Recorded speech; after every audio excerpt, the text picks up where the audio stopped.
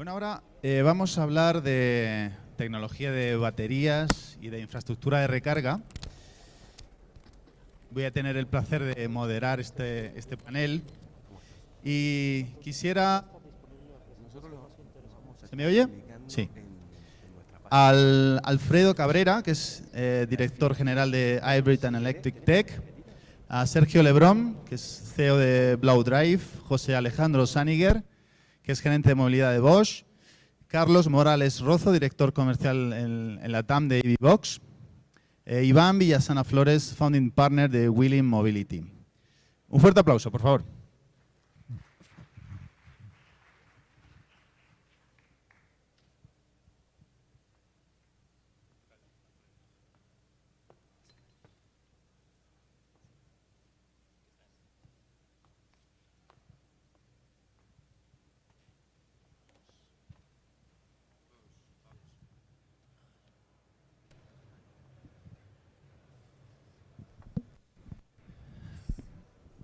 Bueno, pues vamos a tocar dos temas fundamentales.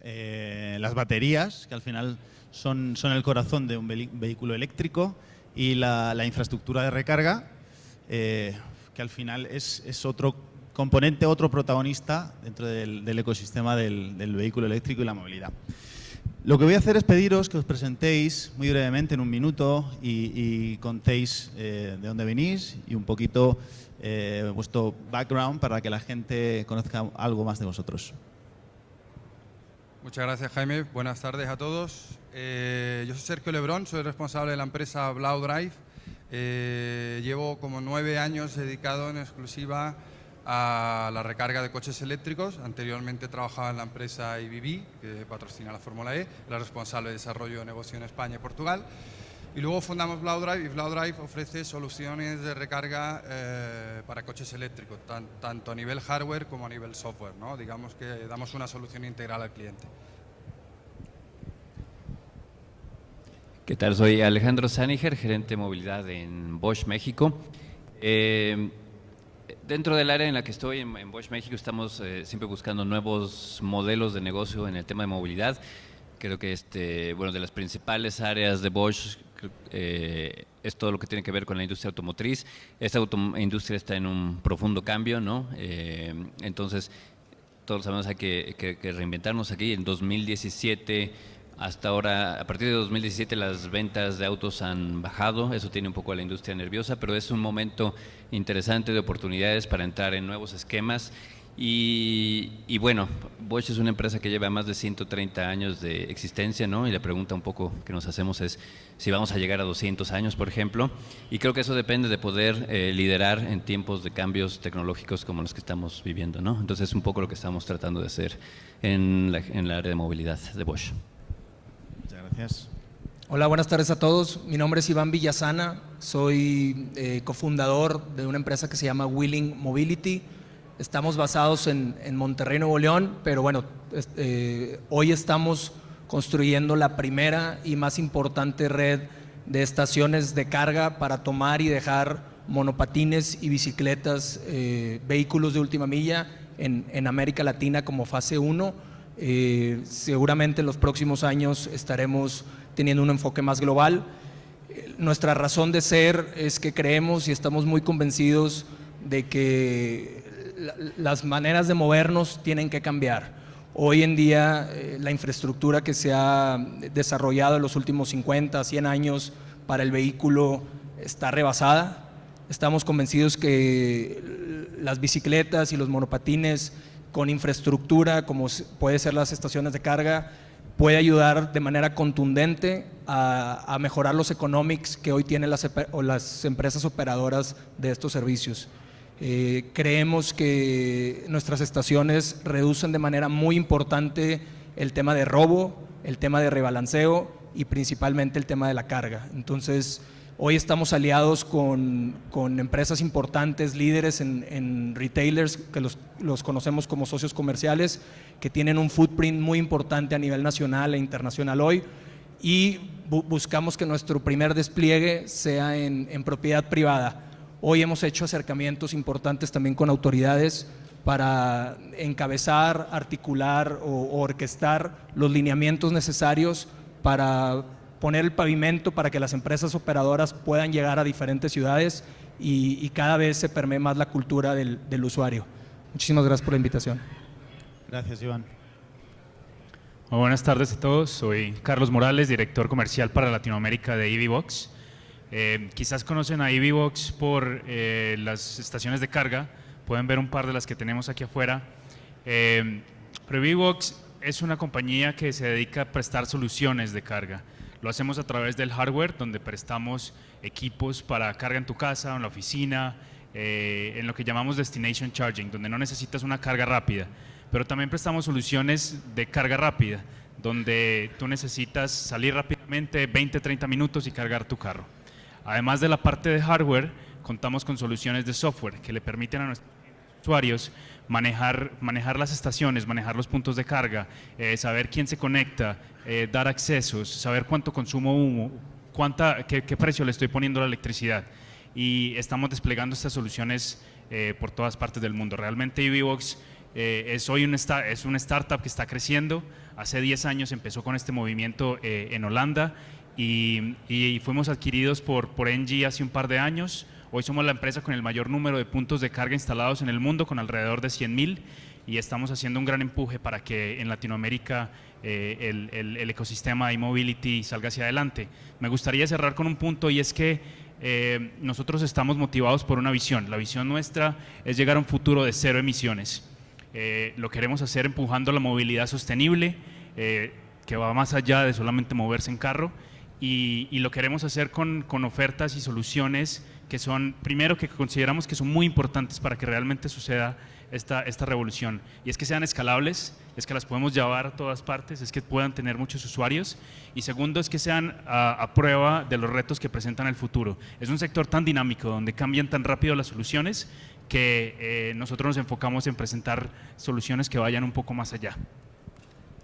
Muchas gracias. Hola, buenas tardes. Soy Alfredo Cabrera, representante de Hybrid and Electric Tech. Somos una compañía relacionada al reacondicionamiento de baterías para vehículos híbridos y eléctricos. De hecho, somos la compañía pionera en México en el reacondicionamiento de baterías.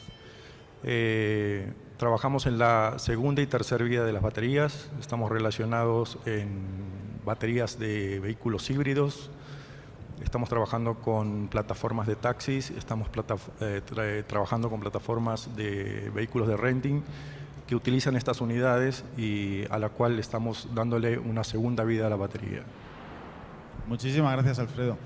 Me quedo contigo, aprovechando que ya te has presentado, y quisiera felicitarte porque te auguro un futuro muy prometedor. Es decir, uno de los grandes problemas que tiene la industria de la movilidad eléctrica es que pues hasta ahora pues no se sabía o no se estaba aprovechando o no se estaba reutilizando pues estas baterías que van perdiendo vida conforme se le van dando ciclos. Pero me gustaría que ofrecieras tu visión de qué es lo que va a pasar de aquí a 5, 7, 8 años con tu sector, con el mercado de la reutilización de baterías. Y también que respondieras algo que siempre nos plantean pues, la gente que no conoce el sector, como es natural, y es que pues acusan también a la revolución del vehículo eléctrico de que bueno, realmente consume electricidad, si viene de fuentes renovables es fabuloso, pero hay también pues una huella importante que deja pues el tema de la fabricación de las baterías, los productos químicos, los materiales, los minerales. Me gustaría que nos contases qué opinas de ambas cosas. Bueno, es importante el tema del reacondicionamiento de baterías porque principalmente no hacemos lo que hacen las marcas que venden las baterías, que es descartar el 100% de la batería. A la batería se la somete a un proceso de revisión de voltajes, ¿sí? Vemos los voltajes nominales de cada una de las celdas. En base a eso se hace un reemplazo de las celdas que puedan tener un voltaje que esté fuera del rango.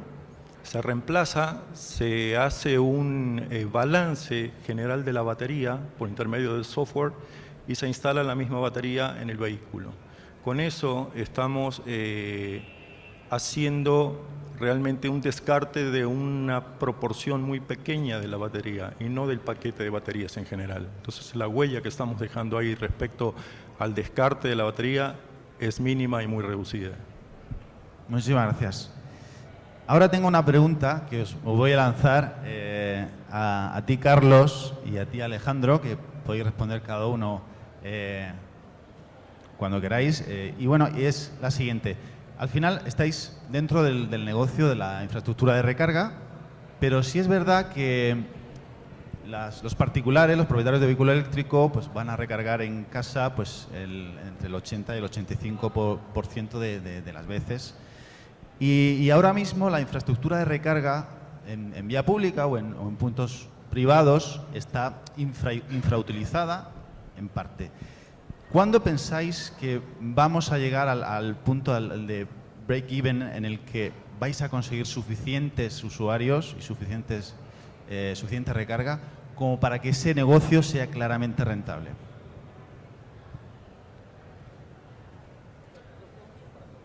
Venga, sí, para todos.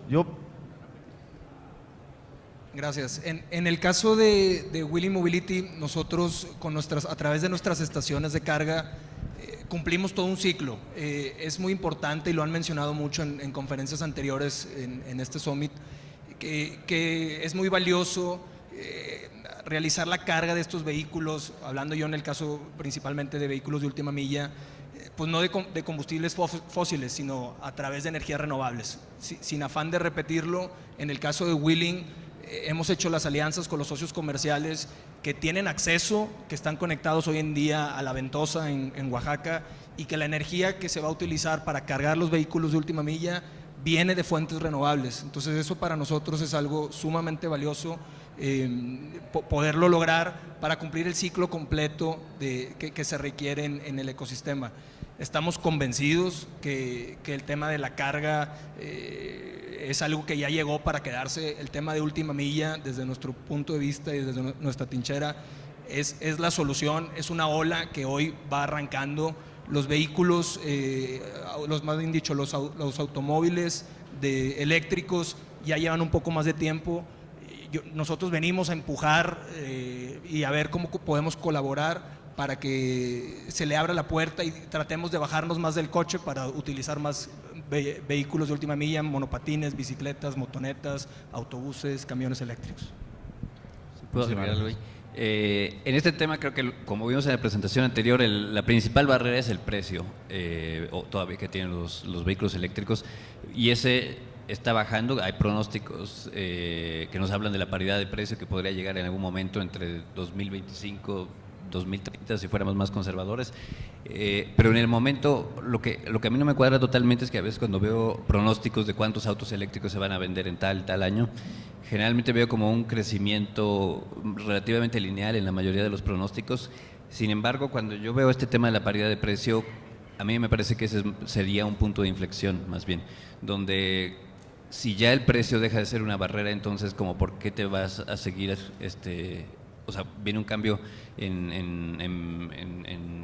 avalancha, digamos, tecnológico, ¿no? Como lo hemos visto en otras industrias no sé, con las cámaras digitales o con la música, etcétera. Entonces, el momento en que deje de haber una razón o un trade-off entre estos aspectos, pues ya no va a haber mucha razón para quedarte con tecnologías anteriores, y ahí es donde también toda la infraestructura va a tener, si no nos empezamos a mover rápidamente, va a tener un impacto muy fuerte en ese momento, ¿no? Porque de repente, si no nos hemos estado preparando, vamos a tener que de golpe empezar de entrada, imagínate toda la energía que hoy consumimos a través de la gasolina y el diésel, que de repente tenga que pasar a la red eléctrica, es un impacto ya muy grande, ¿no? Y tenemos que ser capaces de producir y de optimizar todos esos procesos. Muchísimas gracias. Perdón, yo creo que hay dos puntos que hay que considerar aquí en mi perspectiva, y uno es planeación y el segundo es creatividad en los modelos de negocio. En cuanto a planeación, creo que cuando haces una articulación entre el sector público y el sector privado con un horizonte muy claro, logras que la gente se alinee y vaya hacia allá. Te doy un par de ejemplos. En Holanda, donde empezamos nuestra operación, la gente vive en casas separadas donde no tienen espacio de estacionamiento. Entonces, el gobierno, al ver que la movilidad eléctrica es algo que tiene que pasar, dijo, pues yo tengo que lanzar una licitación en la que yo pueda poner infraestructura pública de recarga, porque de lo contrario la gente no puede tener el cargador en su casa, no es algo que ellos puedan accionar. Entonces, teniendo esa mata clara, pues yo lanzo una licitación y creo la infraestructura pública, obviamente con esquemas de incentivos pues ayudas para la inversión, y esto pues facilitó que la movilidad eléctrica se volviera real. Tú hoy te paras en una esquina de Ámsterdam y ves que de cada 10 carros, 3 o 4 son eléctricos. Y hay un gran incentivo. Segundo, creo que tiene que ser un sector inclusivo, y aquí es cuando voy a la creatividad en el modelo de negocios. Nosotros hemos visto que, por ejemplo, empresas de seguros que están viendo que sus clientes van a empezar a adquirir carros eléctricos, pues tienen que ofrecer un paquete para ellos, pero ellos no tienen el expertise necesariamente de cómo reparar un carro eléctrico. Entonces se asocian con empresas como nosotros, donde nosotros les enseñamos cómo proveer el servicio a un conductor eléctrico, cómo instalar el cargador en su casa, cómo reparar las fallas en el cargador y cuáles son los daños típicos. Por ejemplo, la gente se queda sin batería, uno cree que no sucede, pero el 60% de los casos que reportan los conductores eléctricos es de hecho de quedarse sin batería. Entonces, el hecho de que las compañías de seguro desarrollen pólizas específicas para este sector es una innovación en modelo de negocio y pues que se aplica para muchas otras actividades. Muchas gracias. Yo, Sergio. voy a intentar contestar a tu pregunta en la parte en que nos la han hecho, que es cuándo va a ser rentable. Blau Drive opera estaciones de carga pública en España, fundamentalmente en Madrid, y algunas ya son rentables, ¿no? Ahí habría que hablar, yo creo, de la parte de inversión, la parte de CAPEX y la parte de operación de OPEX. En OPEX prácticamente todas son rentables ya, porque evidentemente las instalamos donde ya hay un volumen de coches, de vehículos eléctricos. CAPEX es más complicado, ¿no? Yo creo que luego vamos a hablar ahí de cómo la administración pública puede ayudar en esa parte de inversión por parte de los diferentes operadores, que cuando no hay mucho volumen, como es el caso de Latinoamérica y de la mayoría del sur de Europa, no es rentable, ¿no? Realmente montar una estación de carga rápida tiene un coste bastante elevado. ¿Y cuándo es rentable? Pues te doy un dato, ¿no? A partir de 8 recargas, un punto de recarga rápido, dependiendo del precio siempre que le pongas, pero a partir de 8 ya empiezas a amortizar, ¿no? Lo que es la estación. Claro, para tener 8 recargas al día en un punto de recarga público rápido, evidentemente en esa zona tiene que haber un cierto volumen de coches, ¿no? Normalmente flotas, aquí hay Uber, que usen coches eléctricos o flotas de reparto que necesiten ese apoyo adicional, aparte de la recarga en casa o en la empresa en vía pública. Ahí está la clave, ¿no? ¿Qué es antes el huevo y la gallina? Solo dos a la vez, pero evidentemente que el volumen de coches es fundamental. Aquí en los 3 ejes, ¿no? Política pública, operadores de infraestructura y coches, hombre, que los fabricantes empujen, y sobre todo que el precio, se ha hablado, ¿no? Los diferentes panelistas, los diferentes paneles, del precio. El precio todavía es un poco más alto. Cuando el precio, como comenta el compañero, se prevé 2025 aproximadamente, se equipare o sea un poquito más barato, se disparará el volumen de ventas y todos los negocios serán mucho más viables. Esta es un poco la clave. Muy bien, gracias. Perdón, Sergio. me gustaría nada más complementar un punto que se me pasó mencionar sobre el crecimiento. Un caso muy aterrizado aquí en Ciudad de México, muchos conocemos el programa de Covici, lleva más de 10 años en la ciudad y en estos últimos 10 años generó una base de usuarios aproximada de 400,000 usuarios. Hoy en día, después de 8 meses o de 10 meses de que llegaron las empresas de última milla a la ciudad, generaron una base de usuarios superior a los 800,000 usuarios. Entonces eso te habla que en un periodo de tiempo de muchísimo más corto generas el doble de usuarios convencidos de la frase build them and they will come. Entonces creemos que los usuarios y la población, si les pones las formas, fácilmente detectan que moverse de esta forma es mucho más conveniente y eficiente para ellos. Entonces, hablando del crecimiento en ciudades que prestan la infraestructura, que ven que hay forma de regular, la gente utiliza esas nuevas formas de moverse. Es un crecimiento alto. Gracias, Iván. Yo quiero preguntaros o consultaros o saber vuestra opinión acerca de cómo una ciudad, un ayuntamiento mediano o pequeño, de 60.000 habitantes, 100.000 habitantes, puede hacer frente a dotar su ciudad con servicio de infraestructura de recarga, sabiendo los costes de un punto de recarga rápido, los costes de mantenimiento. Es decir, en base a vuestra experiencia, es una pregunta abierta, como digo, ¿qué tipo de relación o cómo se soluciona ese problema o esa necesidad? Realmente los ayuntamientos no pueden permitirse esos desembolsos. ¿Hay ya en marcha proyectos de colaboración público-privada para solucionar eso? Sí, yo, si me permitís, os puedo contar el caso de Madrid, por ejemplo, ¿no? Madrid lo que hizo fue reunirnos a los diferentes operadores que operábamos en Madrid de infraestructura para ver nuestro interés en instalar infraestructura y para ver sobre todo las dificultades, ¿no? ¿Por qué íbamos tan lento?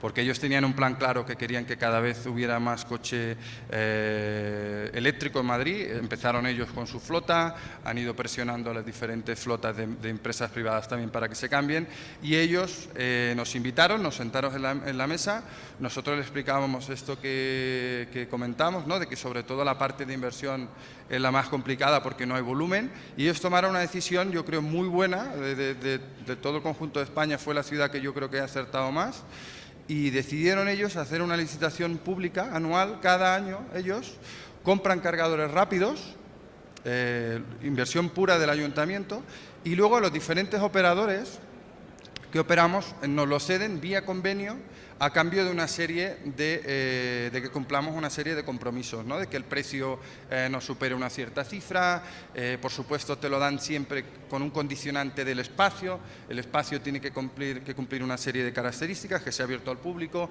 que sea 24 horas, por supuesto que sea un punto de recarga mantenido, monitorizado. O sea que yo creo que es un modelo, el de Madrid, que a mí personalmente me gusta mucho, porque es evidente que ellos tienen un interés como administración pública y por lo tanto es justo que apoyen, ¿no?, a la empresa privada. Me parece un modelo muy interesante porque te ayudan en la parte de inversión, se aseguran que hay una infraestructura que se va a montar y ellos ponen la primera piedra y está siendo un éxito, ¿no? Nosotros somos parte de esos operadores que trabajan con ellos en la parte pública.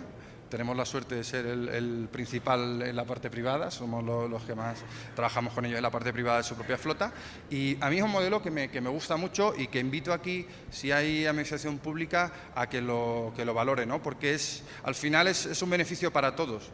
Los empresarios o las empresas, claro que tienen intereses, pero las ciudades también, y si hay movilidad sostenible, y esa es la razón de este evento, ¿no?, maravilloso, aquí estamos todos porque haya un mundo más sostenible, que las empresas cada vez seamos más eficientes, y también las empresas públicas. Yo creo que es una forma muy buena de ayudar, ¿no? Hay otros modelos en España y yo creo que no han funcionado tan bien como este. A mí el de Madrid me ha encantado, la verdad. Gracias, Sergio. Mira, quisiera ahora preguntaros, conocer vuestra opinión sobre si hemos llegado ya al punto en el que se deben acabar los incentivos para fomentar la movilidad eléctrica y empezar a apretar la tuerca, ¿verdad?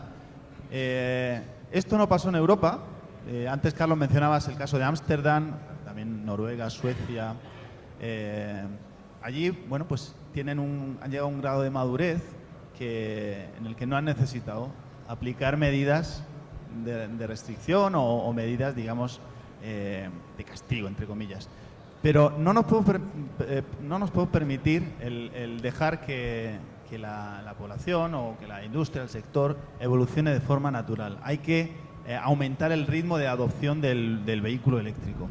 Entonces, esta mañana me comentaban, me explicaban que aquí en México hay una nueva regulación que obliga a las empresas que tienen flotas de vehículos a que al menos el 25% de esas flotas sean vehículos eléctricos. Obligan. ¿Pensáis vosotros que se debe seguir ese camino, es decir, de forzar la máquina, de presionar y forzar no solo a las empresas, sino también a los particulares? ¿Qué pensáis?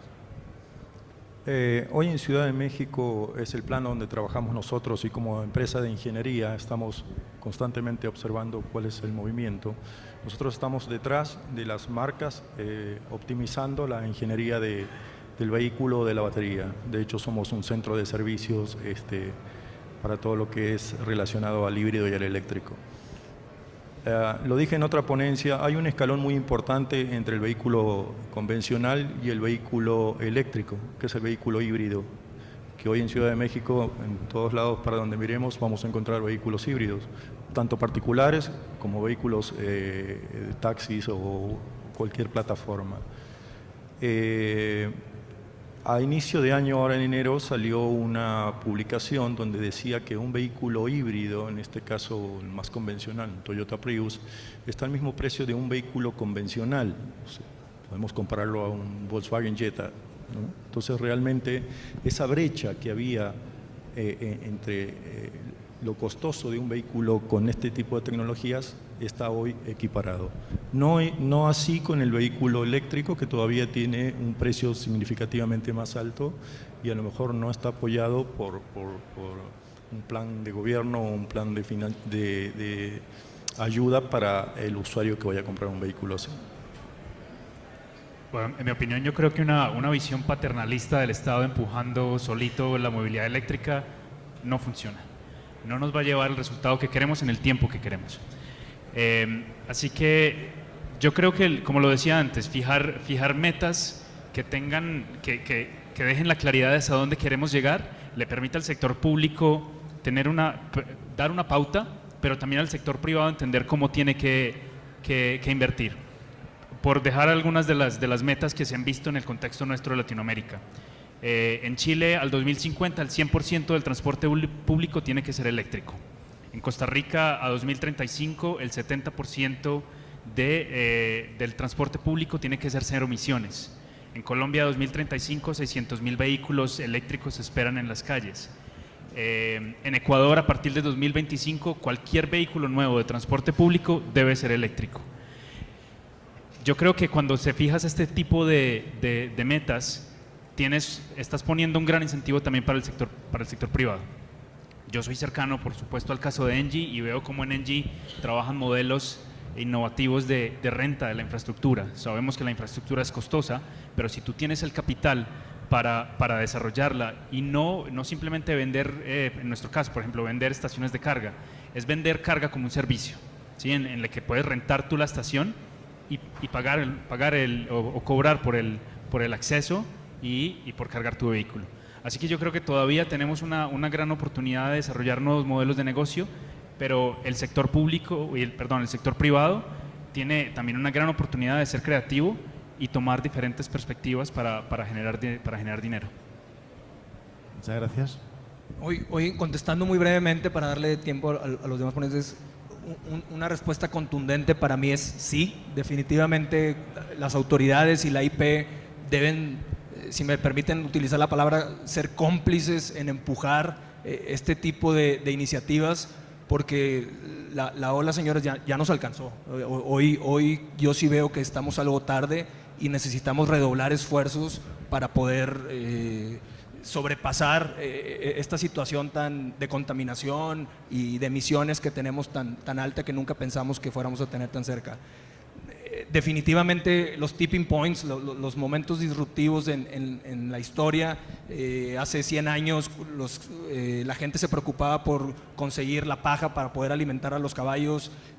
Cuando llegaron los automóviles, la gente discutía porque los automóviles asustaban a los caballos, pero pues ya había un problema bastante importante de salud por los desechos que generaban los mismos caballos.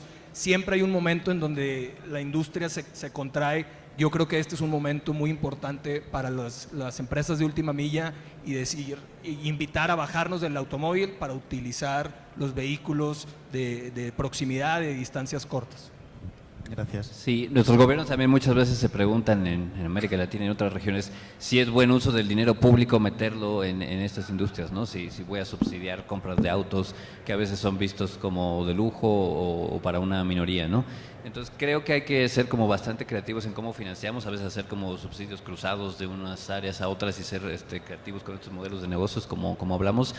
Pero definitivamente los incentivos tienen que estar ahí, porque también desde el lado de privado puede haber mucha inversión, pero siempre y cuando haya como ciertas garantías de que no estás tirando el dinero a un pozo sin fondo o algo que te va a regresar el dinero quién sabe cuándo y no te funcione un modelo de negocio, ¿no? Entonces hay que ser muy creativos en esa parte de financiar, pero sin duda se tiene que hacer, o sea, no tampoco te puedes quedar a un lado y esperar 5 años a ver qué pasa. Gracias, Alejandro. Sí, por terminar y retomando un poquito lo que comentaba Carlos, me gustaría decir, claro, el poner unos objetivos es fácil, ¿no? O sea, hay que tener cuidado ahí. Poner unos objetivos en 2025, queremos conseguir esto, esta cifra de coches.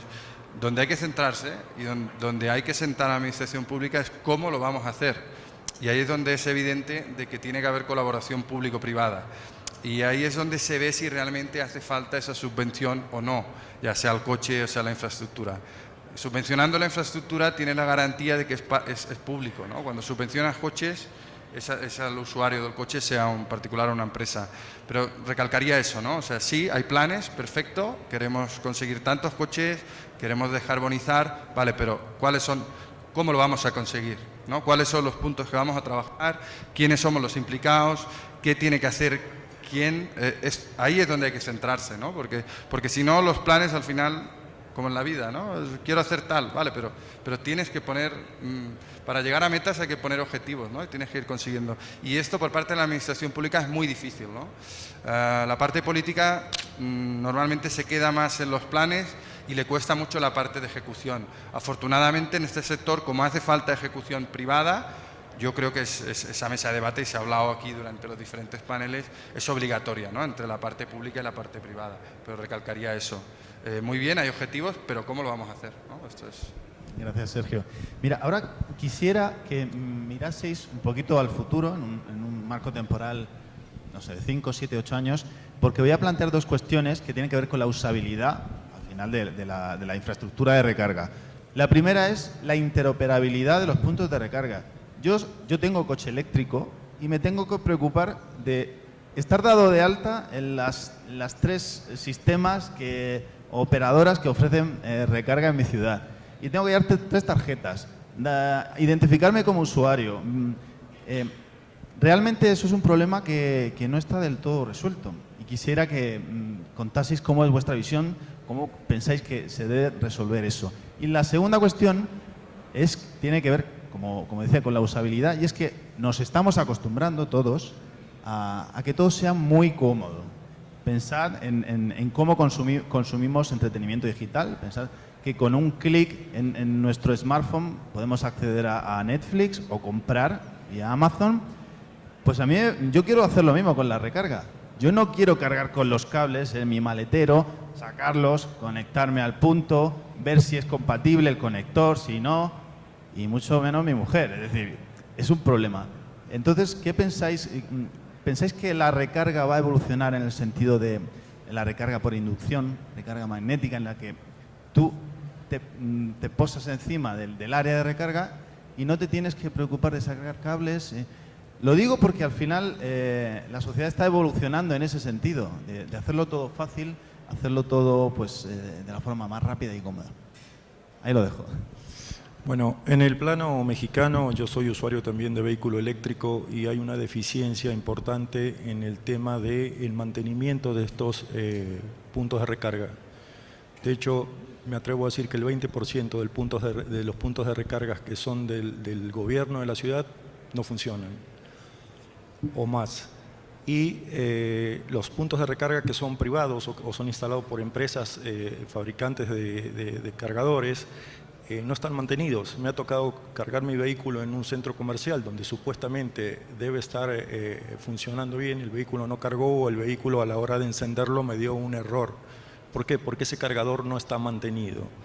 Para llegar al punto que tú dices de cargar de algún otro modo mucho más eficiente y veloz, me parece que estamos a más de 8 años de distancia de ese punto.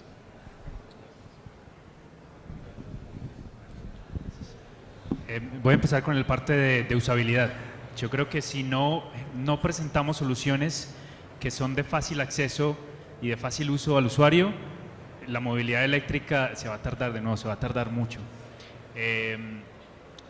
Hemos visto en Europa que para cargar en varios puntos tienes que suscribirte a varios servicios, ¿no? Entonces tienes una tarjeta de XYZ. estamos viendo que los acuerdos de integración de roaming entre estas diferentes empresas están facilitando un poco el acceso. Sin embargo, todavía es algo en proceso y cuando nosotros tengamos en Latinoamérica los operadores o el volumen de operadores de servicios de carga, quizás ya habremos aprendido un poquito de lo que viene sucediendo en Europa. Así que yo veo un futuro con mucha más integración, donde para el usuario va a ser mucho más fácil cargar y no tener que pertenecer a un montón de servicios de suscripción.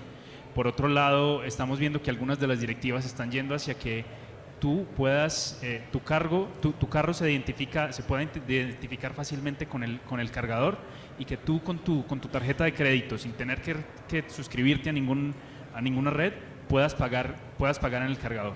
Nosotros nos estamos moviendo hacia eso también, nos estamos preparando hacia eso. Inclusive en la parte de carga por inducción, también lo estamos explorando en nuestros productos porque pensamos que hacia allá puede ir una de las soluciones. Definitivamente hay mucho todavía que avanzar y sobre todo cuando llegue a Latinoamérica habremos aprendido un poquito de lo que ha sucedido en Europa. Muchas gracias. Yo igual coincido y comulgo con lo que dijeron hace un momento. Creo que la conveniencia de la densidad de las estaciones va a permitir convencer a los usuarios a utilizar este tipo de formas. Hoy sin duda, al menos para Wheeling Mobility, deseamos tener una red de estaciones cada 300 metros conjuntando propiedad pública con propiedad privada. Hoy nuestra primera fase está haciendo un despliegue en propiedad privada, pero sin duda vamos hacia allá. Yo soy un poco más optimista en el tema de carga por inducción. Yo creo que hoy la tecnología, lo que antes avanzábamos en 10 pasos, hoy lo avanzamos en 2, entonces creo que va a suceder algo muy similar a lo que pasó con el Wi-Fi. Antes nos conectábamos con el cable o con el teléfono y hoy pues, el Wi-Fi es raro que alguien lo utilice un cable. Entonces hoy no es tan eficiente como conectar el tema de electricidad, pero sin duda yo lo veo en 2 años que vamos a tener acceso importante a esas nuevas tecnologías. Gracias. Sí. Yo por retomar un poquito lo de los compañeros y empiezo desde el final. Yo no creo en la inducción para el coche eléctrico. Soy bastante radical ahí y el ejemplo que pongo es el móvil, ¿no? La carga por inducción del móvil ya está inventada y hay cargadores de inducción y que levante la mano el de aquí el que lo carga por inducción cada día. Llegas y lo conectas. O sea, no hay que ser tan vago. Yo creo que es muy fácil, ¿no? Al final lo enchufas en casa y en vía pública, y ahí sí que retomo con Alfredo. Claro, los puntos tienen que estar mantenidos. Pero ahí vamos a lo de antes. Cuando no hay realmente un uso de ese equipo, pues no se está ofreciendo un buen servicio porque realmente a lo mejor fuiste tú ese día, pero ese mes eras el único que fue. Entonces, tiene que haber ahí un poquito, que haya volumen, que se mantengan los puntos de recarga adecuadamente. Y ahora voy a lo que comentaba Carlos. A nivel roaming se están integrando los principales operadores y ahora viene una ISO nueva, que ya lo comentaba él, que es la ISO 15118, con la cual tú conectas el conector al coche y ya el coche habla directamente con el cargador, que vía cloud habla con el operador y si estás habilitado se autoriza la recarga y te cobra porque tendrás dada la tarjeta. Y ahí hay un roaming también entre operadores, ¿no? O sea que realmente se está basando también a nivel regulatorio. En Europa sí que ha habido un poquito de caos, al final se han tenido que poner de acuerdo los principales operadores, pero yo creo que eso es de ventaja que tenemos en LATAM, ¿no? Tenemos la experiencia de allí y aquí se puede empezar a implementar desde la experiencia. Y ya está. Sí, para cerrar nada más. Creo que las estrategias de carga pueden llegar a ser bastante sofisticadas, incluso entre los técnicos tenemos discusiones y distintas ideas. Hay, por ejemplo, temas de precios diferenciales de energía eléctrica, que puede ser más barata una en la madrugada y más cara a otra hora, y que todo eso está muy bien, pero el usuario común no se va a poder meter en todas esas estrategias, empezar a tomar decisiones. Para eso necesitamos también algoritmos que puedan optimizar todo eso, sistemas de carga inteligente que a lo mejor desde un celular tú puedes definir algunos parámetros básicos si quieres, si no entiendes de eso ni siquiera tengas que meterte ahí y el sistema te esté optimizando y te esté comprando energía barata cuando pueda y incluso puede vender la energía que tengas almacenada en tu batería, pero que sea lo más que pueda pasar inadvertido para ti, ¿no? Simplemente te esté optimizando tus funciones y tú no tengas que enterarte de mucho si no quieres saber de ese tema, ¿no? Muchísimas Muchísimas gracias, Alejandro. Bueno, pues nos hemos quedado sin tiempo. Yo creo que hemos aprovechado el que teníamos y quisiera agradeceros pues, vuestras opiniones, compartir vuestros conocimientos y experiencias. Y nada, vais a tener al panel a vuestra disposición durante el tiempo del almuerzo y ahora pediría un fuerte aplauso para ellos.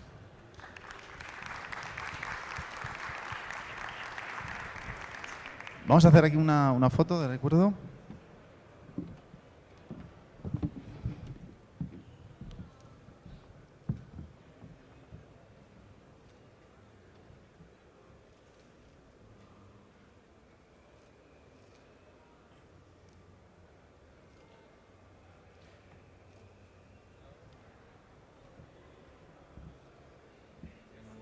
Muchas gracias.